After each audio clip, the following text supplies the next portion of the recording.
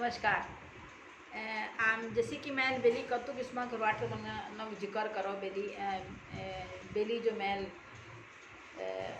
Video भेजो। कल जो मैंने वीडियो भेजा था उसमें मैंने कुछ अनेक प्रकार की रोटियों का कुमाऊँ जो बनती हैं प्रचलित हैं हमारे घरों में, उनका जिक्र किया था। और मैंने कहा था कि मैं कल को और आपको रोटियां बनाना बताऊंगी। तो आज मैं 2 रोटियां और बताऊंगी। एक को कहते हैं झुरमुरी रोट और एक को कहते हैं भदई रोट। अच्छा, पहले बताती हूँ झुरमुरी रोट। झुरमुरी रोट जो होता है, अब ये बिल्कुल मेरे ख्याल से 1, 2, 3% लोगों को पता होगा। पहले बनता था तो हमारी माँ ही के टाइम में ही कहते थे कि अब ये धीरे धीरे विलुप्त हो रहा है, हमारी माँ कहती थी। और इसको बनाने के लिए चावल का आटा और एक विशिष्ट घर का कुटा हुआ नए धान का चावल का आटा और एक वहाँ कुमाऊँ में मिलती थी चिफल जड़ बोलते थे, चिफल जड़। एक जड़ होती थी, उसको अगर कूटो तो उससे लेस वाला पदार्थ निकलता था जो खाने योग्य होता था। उसको वहीं की औरतें पहचानती थी। उसको एक बर्तन में निकाल के वो चावल के आटे में मिलाया जाता था और पानी नहीं, दही और थोड़ा दूध मिला के उसको खूब फेंटा जाता था अच्छे से। और उसके बाद फिर बड़े से एक तवे में, जिसको कि वो लोग घी लगा के फिर पानी लगा के खूब चिकना कर देते थे। और इस तरह के तवे वो लोग ज़रा अलग रखते थे रोटी के आम तवे से, जैसे हम डोसे का तवा होता है। तो उसके बाद वो जो है पतला पतला किया जाता है, रनिंग से थोड़ा गाढ़ा किंतु पतला पतला। जैसे बेंगलोर कर्नाटक साइड में नीर डोसा बनता है ना, पर ये नीर नहीं, इसमें दूध दही होता है, चिफल जड़ बोलते हैं, वो पड़ा होता है। तो उसको करीब ऐसा बनाने के बाद करीब 1 घंटा रख देते हैं शायद। ना हमारी माँ से सीखा मैंने, ना तो खाया है ना मैंने बनते देखा है, मैं अपनी माँ की सुनी बात बता रही हूँ आपको। उसके बाद फिर वो जो पतला पतला घोल होता है उसको ऐसे हाथ से लेते हैं, यूँ यूँ यूँ करके डालते हैं। फिर वो हल्का सा जब सूखने लगा फिर उसके ऊपर जहाँ जहाँ नहीं पड़ा थोड़ा और डाला, ऐसे करके और बिल्कुल पतला बनता है वो। और उसके बाद फिर उसको विशेष जो दक्ष लोग होते हैं, जो उसको बनाने के कुछ ही लोग बना पाते थे उस समय में। तो हमारी माँ कहती थी कि उनकी सिर्फ एक बड़ी मामी थी, उनको आता था। यानी कि हमारी नानी को और हमारी माँ की नानी को शायद आता हो, पता नहीं, मुझे इतना पता नहीं है। तो कहती थी वो हमारी बड़ी मामी बना के खिलाती थी जब कोई बाहर से कोई मेहमान आते थे। और पुराने ज़माने में क्या होता था, जब ये झुरमुरी रोट बनता था तो समधी जब पहली बार आए तो उनको खिलाते थे। और पहले समधियाने और में आपस में व्यंग करने का भी रिवाज था जब खिलाते थे। तो अब अगर मान लो समधी कोई ऐसे गांव से आए जो ये झुरमुरी रोट नहीं जानते, तो वो तो जैसे रोटी ऐसे करेंगे, तोड़ेंगे, तो वो तो जो बाकी लोगों को पता होता था कि इसको कैसे तोड़ा जाता है, तो उनकी हंसी उड़ाई जाती थी। ये बहुत पुरानी बात है। तो ऐसे करो तो पूरी पूरी रोटी ऐसे उठ जाती थी। तो इसलिए एक विशेष तरीका होता था उसको तोड़ने का। और जो जानकार होते थे वो ये गलती नहीं करते थे, तो वो हंसी के पात्र नहीं बनते थे। और वो बहुत वो खाली थोड़ी देर का मजाक होता था। और उसके साथ और जो भी पदार्थ बनते थे खाने के और वो खाए जाते, दही है, रायता है, रसेदार सब्जी, सूखी सब्जी, चटनी, सब। और झुरमुरी रोट एक विशेष प्रकार की डेलीकेसी जो बिल्कुल अब विलुप्त हो चुकी है। अब शायद ही अब आज मेरा जब ये वीडियो आप सुनेंगे तो शायद कोई कहे कि हाँ हम जानते हैं। जैसे उस दिन मैंने जर्ग की सब्जी कही तो बहुत लोग नहीं जानते थे।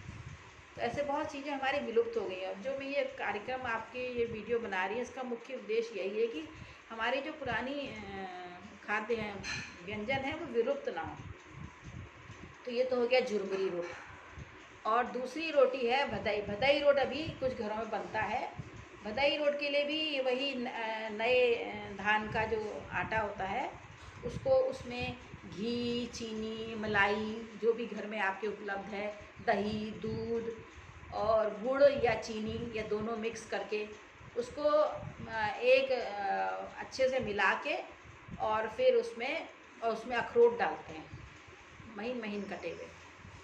और उसके बाद उसको थोड़ी जैसे आज बनाना है तो रात में उसको भिगो के अलग रख देंगे, क्योंकि पहाड़ में तो ठंड भी होती है तो रात, और अगर जैसे हम लोग यहाँ प्लेन से बनाएं तो 4-5 घंटे बहुत हैं, तो वो अलग एक बर्तन में उसको भिगो के उसको फेंट के अलग रख दिया जाता है ढक्कन लगा के। उसके बाद जब बनाना होता है तब उसको, तब तो वो थोड़ा उठ चुका होता है क्योंकि दही भी होता है इसमें और सामान भी होता है, तो उसको क्या करते हैं कि एक दूसरे बर्तन में या कढ़ाई में नीचे खूब गरम करते हैं उसको भारी तले की, और उसके बाद फिर जिस बर्तन में उसको बनाना होता है उस बर्तन में थोड़ा घी वगैरह लगा के उस जो भदाई रोट का जो वो था बैटर था उसको उसमें डाल दिया जाता है, और उसको अच्छे से टैप, जैसे केक के लिए करते हैं टैप करते हैं, और फिर ऊपर से ढक्कन लगा के रख देते हैं। और जो ढक्कन लगाते हैं और उस ढक्कन के ऊपर भी एक कोई गरम कोयले या इस तरह की चीज़ें रख दी जाती है जिससे ऊपर से भी सिक जाए, और वो मंदी आंच में वो उसको जो लोग बनाते हैं उनको अंदाज़ होता है कितनी देर में बन जाएगा। मेरे ख्याल से 30-40 मिनट में, और या उससे भी आँच पर डिपेंड करता है, मंदी आँच होनी चाहिए और वो बन जाता है। और उसके बाद जितना वो बैटर होता है उससे उसका ज़्यादा ही हो जाता है, वो उठ जाता है। उसमें कोई ना सोडा पड़ता है ना बेकिंग पाउडर, वो पुराने ज़माने के लोग जानते नहीं थे, ना वो लोग इलायची है छोटी। अब आजकल हम बनाते हैं, बनाएं तो मैं तो नहीं बनाती हूँ, बनाएं तो उसमें छोटी इलायची का पाउडर या वनीला एसेंस वगैरह डाल के भी। तो ये एक तरह का देसी केक है कुमाऊनी का, चावल के आटे का। इसको हमारे यहाँ कहते हैं भदई रोटी। हमारे यहाँ वैसे जैसे चीले में भी, चीले को भी रोटी ही बोल देते हैं, जैसे हमारे कहेंगे उगलो रोट। उगलो रोट मतलब उगल का चीला, इस तरह से होता है। तो ये आप कभी बना के देखिएगा, ये बहुत ही एक इस तरह की डेलिकेसी है जो अब विलुप्त होगी। इसके बारे में आपको बताऊं, पुराने ज़माने में जब लड़कियां दूसरे तीसरे गांव में शादी की जाती थी, वैसे पहले तो ये रिवाज था कि आसपास के गांव में ही करते थे। मान लो किसी की शादी दूसरे जब थोड़ी दूर हो जाए तो माँ तो कभी अपनी लड़की के ससुराल जाती नहीं थी, तो जो बेटी का जो पिता होता था वो अपने घर का सामान, ये जिसमें एक भदई रोट भी था, इसके अलावा खजूरे बोलते हैं हमारे यहाँ जो शक्करपारे गुड़पाड़े होते हैं, और पंजीरी है, और भुने हुए गेहूँ हैं, हैं जैसे चूड़े हैं, ये सब।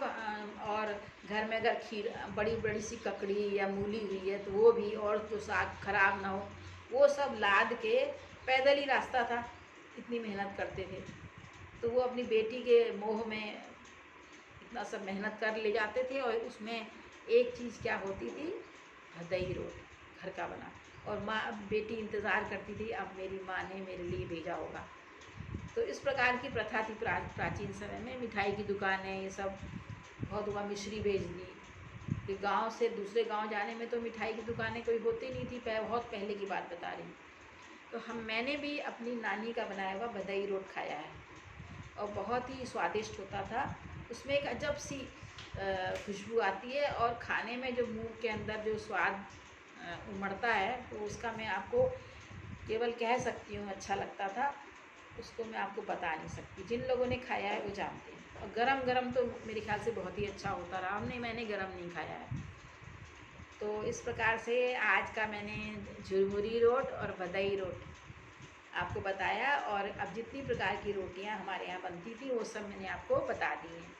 अब आप बताइएगा कि आप किसने किसने ये सब खाया है, और कौन कौन ये सब बनाएंगे या बनाते रहे हैं, और ये बताइएगा। और मुझे YouTube में जाकर लाइक ज़रूर कर दीजिएगा, जिन्होंने सब्सक्राइब नहीं किया वो सब्सक्राइब भी कर दें। तो इस प्रकार से आज का मैंने अपना जो वादा आपसे निभा लिया। नमस्कार, आप सबका दिन मंगलमय।